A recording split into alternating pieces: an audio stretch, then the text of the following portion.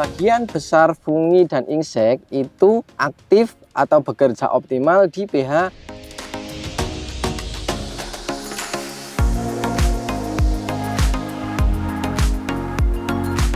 Assalamualaikum warahmatullahi wabarakatuh, sahabat petani semua. Akhir-akhir ini intensitas hujan sudah lumayan tinggi dan mungkin untuk di sebagian daerah yang belum turun air hujan, kami doakan segera turun dan menjadikan hujan yang barokah. Dengan intensitas hujan yang tinggi ini biasanya tanaman akan tumbuh dengan subur atau tumbuh dengan sangat baik, tetapi juga ada potensi peningkatan terhadap serangan penyakit. Biasanya kalau kita tidak cermat itu juga akan diikuti dengan peningkatan intensitas serangan penyakit. Nah, video kali ini kita akan mencoba mengantisipasi bagaimana membentuk tanaman supaya terhindar dari penyakit. Video lengkapnya setelah yang satu ini.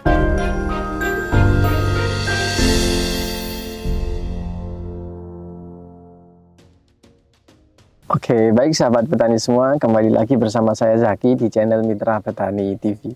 Seperti yang telah saya jelaskan di awal tadi, kesempatan kali ini kita akan belajar tentang upaya untuk mengantisipasi tanaman dari serangan penyakit. Karena biasanya ketika intensitas hujan sudah lumayan tinggi, itu teman-teman nanti biasanya akan mengajukan beberapa pertanyaan atau menjumpai beberapa kendala, seperti mulai dari kerontokan daun, kemudian daun menguning, kemudian layu baik dari jamur maupun bakteri, kemudian busuk batang, busuk ranting, paling sering itu adalah antraknus atau patek. Itu adalah gejala-gejala yang mungkin sangat umum dijumpai ketika musim penghujan, dan mungkin teman-teman juga mengeluhkan hal yang sama. Dan hal tersebut itu biasanya ketika kita melakukan upaya penyembuhan kalau sudah ada serangan dan sedayangannya sudah lumayan masif atau lumayan tinggi, itu biasanya kita cukup kewalahan, di samping biayanya lebih mahal, kemudian efektivitasnya juga biasanya kecil. Nah, alangkah lebih baiknya kita memahami kenapa penyakit-penyakit tersebut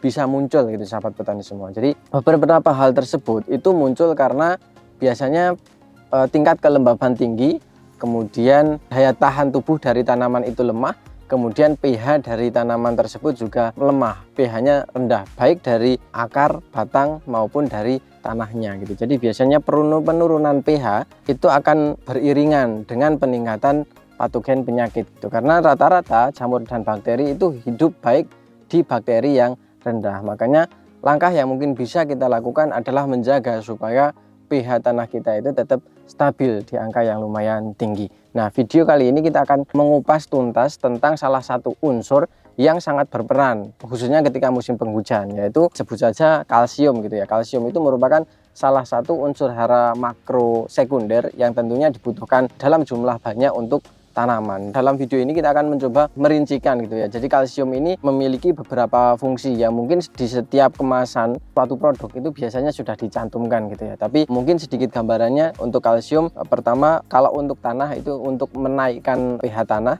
Kemudian kalau untuk akar itu memperpanjang akar atau meningkatkan bulu atau serabut akar, potensinya menjadi lebih tinggi.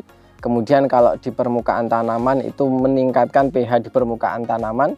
Kemudian meningkatkan kekuatan dinding sel, banyak lagi tentunya gitu ya. Kalau di fase pembuahan biasanya dia juga berpotensi untuk mengurangi tingkat kerontokan pada bunga dan buah.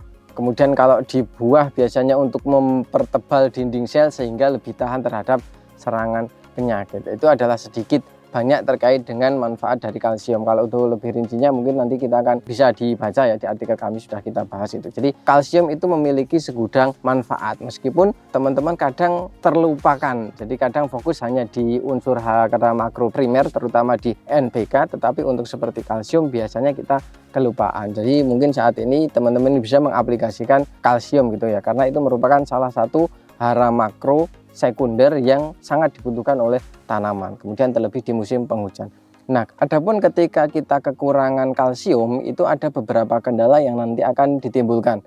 Yang pertama, kalau kalsiumnya rendah atau biasanya pH-nya juga itu akan rendah, karena umumnya kalsium itu sifatnya adalah basa.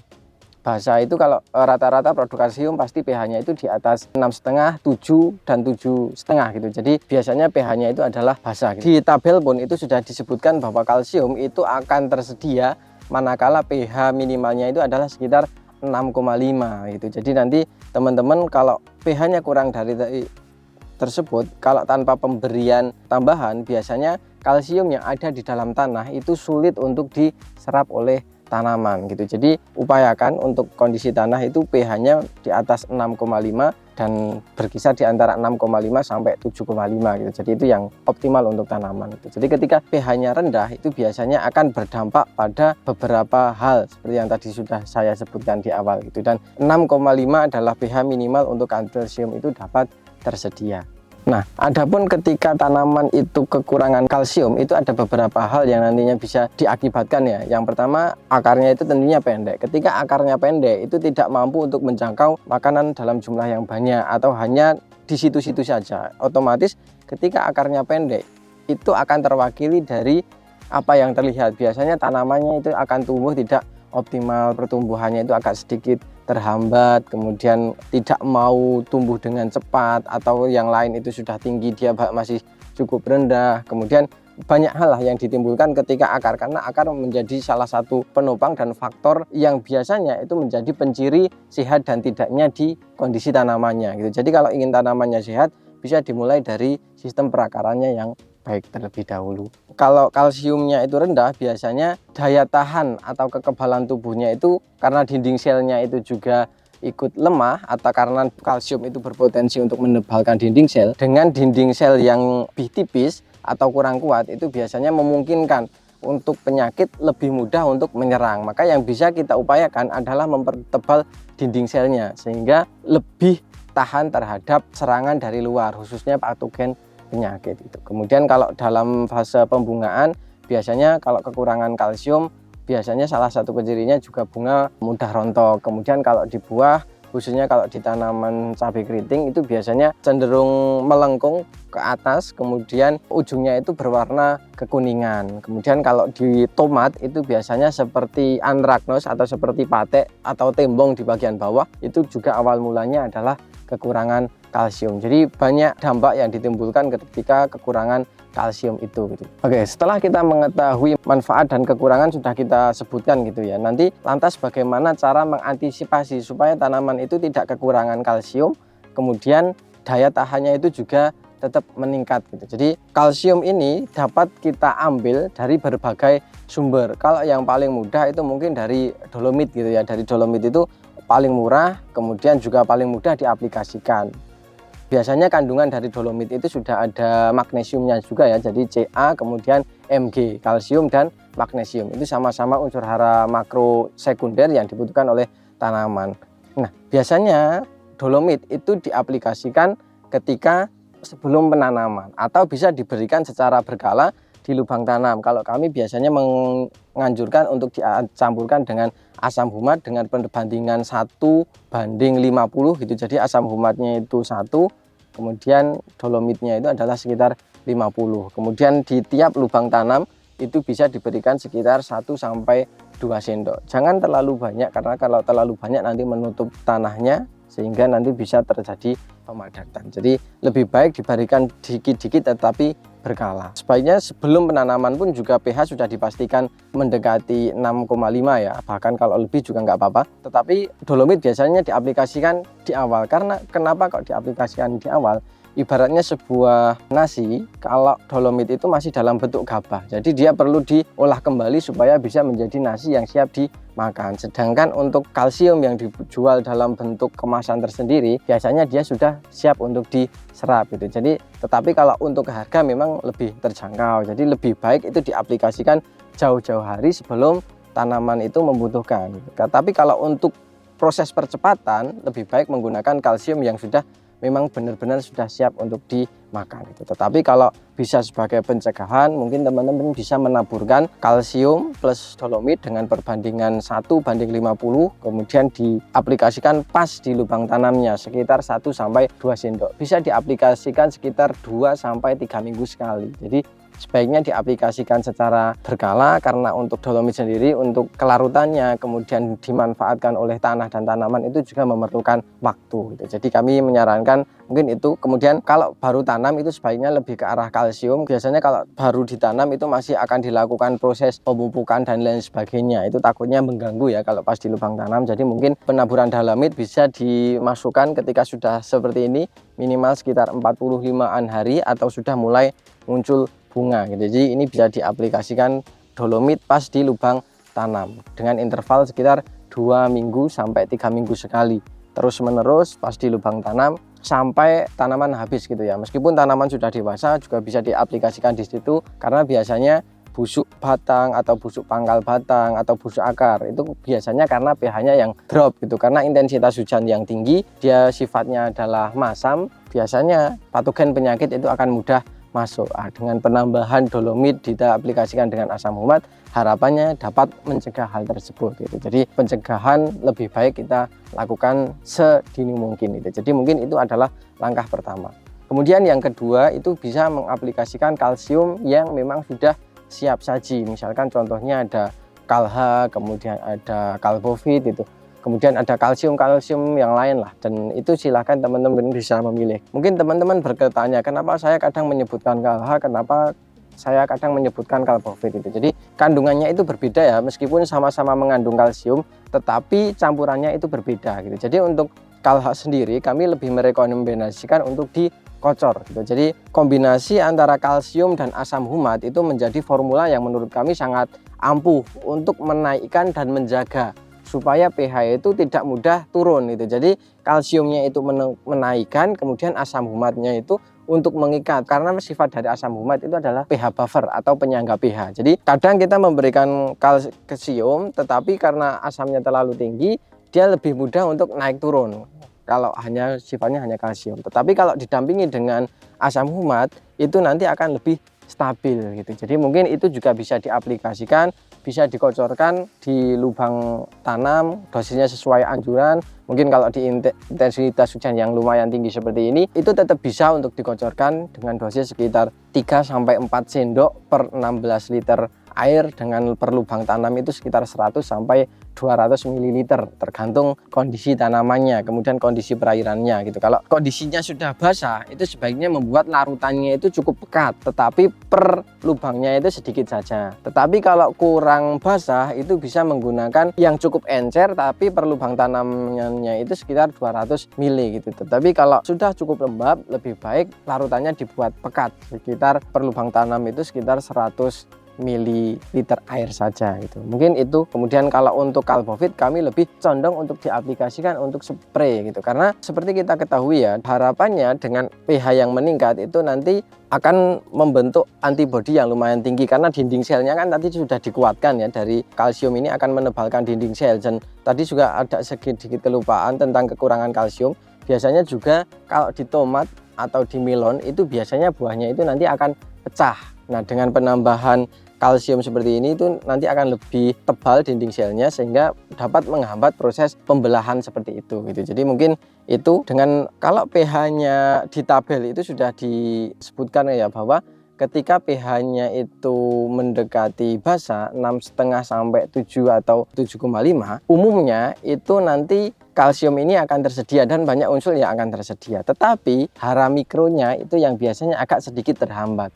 Nah, kombinasi untuk di Kalbovit sendiri ini menurut saya ini adalah solusi. Karena apa? Biasanya kalau kalsiumnya itu tersedia, unsur hara mikronya itu akan terhambat. Tetapi keunggulan dari Kalbovit ini itu mengandung dua-duanya. Jadi kalsiumnya itu ada, dilengkapi dengan boron, dan ada unsur hara mikro di dalamnya gitu. Jadi bisa dipastikan tanaman untuk kalsiumnya itu tercukupi, tetapi unsur mikronya juga tercukupi gitu. Kadang kalau kita hanya fokus di kalsium, nanti malah kita kelupaan di unsur hara mikronya tidak bisa masuk, karena pH-nya itu sudah di atas 6,5 bahkan 7 gitu. Jadi biasanya itu tidak akan tersedia unsur hara mikronya.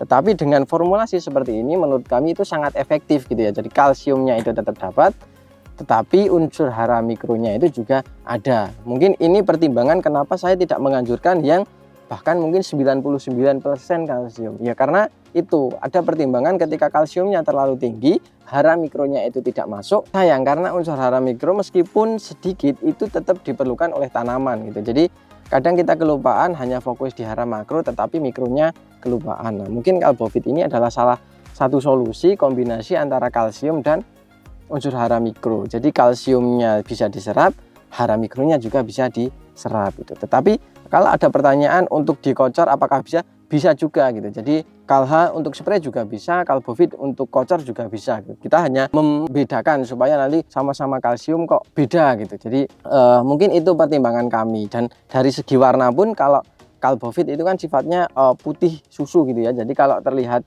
di daun itu tetap masih segar. Tetapi kalau sejenis Kalha karena ada asam humatnya, kalau di spray itu biasanya akan meninggalkan sedikit seperti warna kehitaman itu yang mungkin kadang estetikanya itu jadi agak berkurang gitu. Jadi meskipun itu bisa diaplikasikan, tapi ini kembali lagi ke teman-teman, bisa diaplikasikan untuk kocor, juga bisa untuk diaplikasikan secara spray. Mungkin itu sahabat petani semua. Jadi kita memberikan tips supaya kalsiumnya itu tetap ada, tetapi hara mikronya itu juga tetap masuk. Kadang kita kelupaan, ada yang mencantumkan kalsiumnya itu 99%, tetapi hanya fokus di situ. Jadi kadang kita lupa bagaimana cara memasukkan kalsiumnya, dan formula seperti ini mungkin bisa menjadi solusi. Kemudian untuk produk itu banyak sekali ya, nanti teman-teman bisa mencari referensi sendiri. Ini sifatnya hanya contoh dan tidak harus menggunakan itu. Tapi kalau teman-teman pengen menggunakan itu ya silahkan, dan itu pun juga sudah terbukti, dan teman-teman juga bisa melihat reviewnya ya, bukan hanya di YouTube kami tapi di beberapa channel lain juga mungkin sudah dibahas lah. Intinya kalsium ini menjadi sesuatu yang mahal khususnya di musim penghujan seperti ini. Meskipun musim kemarau juga dibutuhkan, tetapi ketika musim penghujan menurut saya ini adalah salah satu benteng untuk kita sering aplikasikan gitu. Jadi rekomendasi saya kalau untuk pemberian tadi dolomit plus asam humat itu sekitar 2-3 minggu sekali. Kemudian kalau untuk pengocoran kalsium seperti ini Kalha tadi itu sekitar 7 atau 10 hari sekali. Kemudian kalau untuk spray itu juga 7 atau 10 hari sekali. Kenapa saya menganjurkan seperti itu sahabat petani semua? Karena tadi sifatnya adalah basa atau sifatnya alkali, sebagian besar itu diaplikasikan secara tunggal. Sebenarnya bisa digabungkan dengan beberapa unsur, tetapi kadang kalau itu tidak pas, itu bisa mengurangi efektivitas dari barang yang kita gunakan gitu. Misalkan nyepre kalsium di mix dengan fungisida atau insektisida, padahal bagian besar fungi dan insek itu aktif atau bekerja optimal di pH rendah. Nah ketika ditambahkan dengan kalsium yang pH-nya tinggi, takutnya itu malah jadi netral gitu. Meskipun kalau nanti mungkin pengalamannya sudah tinggi mungkin itu bisa gitu, tetapi daripada itu menjadi salah kaprah, lebih baik kalau menurut saya aplikasinya bisa dijarangkan, tetapi lebih efektif kalau diaplikasikan tunggal. Ibaratnya kalau kita minum obat, setelah itu kita mengkonsumsi susu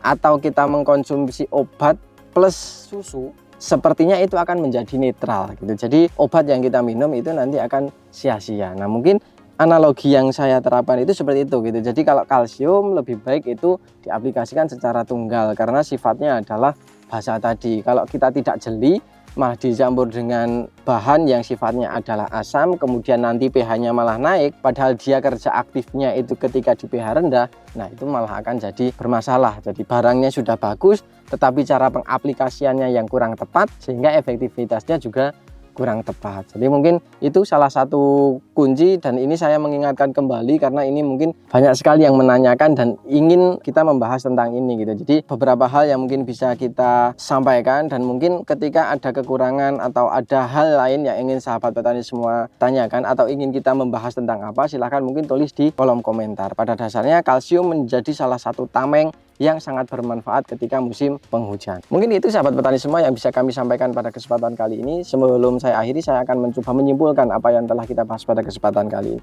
Yang pertama, musim hujan insya Allah sudah datang di sebagian daerah, intensitas hujannya sudah lumayan tinggi. Kemudian yang belum, kami doakan supaya hujan segera turun dan menjadi hujan yang barokah. Kemudian intensitas hujan yang tinggi biasanya itu kondisi tanaman akan lebih cepat untuk terlihat subur. tetapi dampak negatifnya ketahanan tubuhnya juga akan melemah, jadi lebih rentan terhadap serangan penyakit mulai dari busuk batang, bercak daun, layu fusarium, layu bakteri, kemudian antraknus dan lain sebagainya. Intinya banyak hal yang akan ditimbulkan ketika musim penghujan. Kemudian biasanya langkah pengobatan yang kita berikan ketika kondisinya itu sudah banyak, efektivitasnya itu akan berkurang. Makanya menurut saya lebih baik mencegah daripada mengobati. Nah, kemudian salah satu unsur yang sangat berpotensi untuk menjadi tameng di musim penghujan itu adalah kalsium, karena dia memiliki banyak peran ya di manfaatnya. Yang paling menonjol adalah di penebalan dinding selnya, kemudian di peningkatan di pH permukaan tanah maupun tanaman. Nah, dengan pH yang optimal atau mendekati netral, biasanya penyakit itu tertolak dengan sendirinya, karena cenderung penyakit itu hidup di pH yang rendah. Dengan pH-nya yang sudah optimal, membran selnya atau dinding selnya itu kuat, secara otomatis penyakit itu dapat kita tangkal. Kemudian gejala ketika kekurangan kalsium itu mulai dari bunganya mudah rontok, kemudian akarnya itu pendek sehingga tanaman tidak dapat tumbuh dengan optimal. Kemudian mungkin ada semacam klorosis di ujung daunnya, kemudian kalau di bunga itu bunganya mudah rontok. Kalau di buah, kalau di tanaman cabai itu nanti ujungnya itu berwarna sedikit kekuningan, kemudian cenderung melengkung ke atas. Kemudian kalau di tomat itu ada semacam tembong atau semacam seperti antraknus kalau di tanaman cabai. Kemudian biasanya buahnya juga terbelah atau pecah kalau di tanaman buah, misalkan di melon atau di semangka atau di tomat itu kalau kekurangan kalsium biasanya akan pecah. Produk yang digunakan untuk mengantisipasi penurunan pH dan mendapatkan kalsium itu ada beberapa macam. Salah satunya adalah dolomit, tapi itu tersedia dalam jangka waktu yang cukup lama meskipun harganya cukup terjangkau. Jadi kami menyarankan untuk diaplikasikan dengan asam humat. Jadi bukan hanya untuk menaikkan, tapi untuk menjaga supaya lebih stabil. Dengan perbandingan asam humat dan dolomit itu adalah sekitar 1:50 dolomitnya, kemudian asam humatnya 1, dengan aplikasi di lubang tanam dengan interval sekitar 2-3 minggu kali. Kemudian untuk kalsium yang lain yang lebih mudah diserap oleh tanaman adalah unsur kalsium pabrikan yang banyak dijual di pasaran. Kemudian yang kami merekomendasikan salah satunya untuk kocor itu adalah KALH atau kalsium asam humat dengan pH yang sudah lumayan tinggi. Kemudian di situ kalsiumnya itu berpotensi untuk menaikkan, sementara asam humatnya itu untuk menjaga supaya tidak turun lagi gitu. Jadi bisa diaplikasikan setiap 7 hari sekali dengan dosis sekitar 4-5 sendok per 16 liter itu dalam kondisi pekat. Jadi per tanaman hanya butuh sekitar 100 ml, tetapi kalau pengen diencerkan lagi bisa nanti per tanaman bisa lebih 200 ml. Jadi melihat dari kondisi tanahnya. Kalau tanahnya sudah terlalu basah, lebih baik larutannya yang pekat gitu. Tapi kalau tanahnya itu kondisinya kering, lebih baik dibuat encer, tetapi per tanaman minimal sekitar 200 ml. Kemudian kalau untuk via spray bisa digunakan kalsium boron, dalam hal ini adalah Kalbovit. Di situ formulasinya sudah sangat lengkap, ada kalsiumnya, kemudian ada boronnya, kemudian ada hara mikronya. Karena biasanya kalau kalsiumnya tinggi, pH-nya itu cenderungnya tinggi, unsur hara mikro biasanya sukar untuk tersedia. Nah, dengan formulasi sudah ada kalsiumnya dikombinasikan dengan unsur hara mikro, itu insya Allah akan lebih efektif. Mungkin itu yang bisa kami sampaikan pada kesempatan kali ini. Semoga video ini bermanfaat, dan apabila video ini bermanfaat, jangan lupa klik like, comment, share, dan jangan lupa subscribe untuk tidak ketinggalan info terbaru dari kami. Tetap semangat, kurangi sahabat. Salam Mitra Petani Indonesia. Wassalamualaikum warahmatullahi wabarakatuh. Dan sampai jumpa di video kami selanjutnya.